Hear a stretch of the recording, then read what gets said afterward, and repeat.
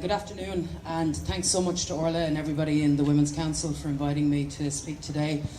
Over the course of this centenary year, the men and hopefully the women of the 1916 Rising will be remembered and celebrated.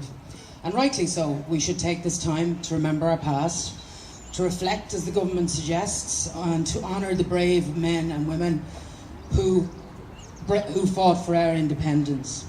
There'll be plays, reenactments, stories, songs, conferences, and countless books, no doubt, will be launched. And it'll be a great year for the whole country.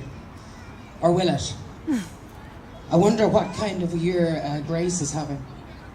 I wonder too about the residents in Bungalow 3 in Oris Attracta, those living in direct provision, the symphysiotomy survivors, and countless others.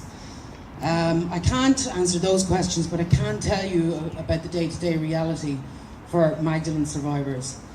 We recently marked the 3rd anniversary of the state apology, and over the last 3 years, the government has seriously undermined the Magdalene Survivors Trust, as it has cut corner after corner on the implementation of the ex gratia scheme, as recommended by Judge Quirk.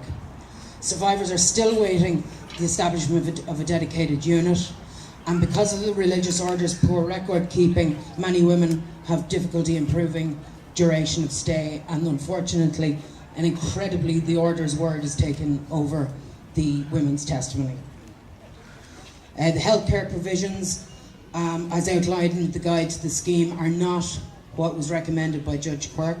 The women who signed up to the scheme did so on the expectation that they would receive what was recommended by Judge Quirk, and in doing so they waived their right to sue the state.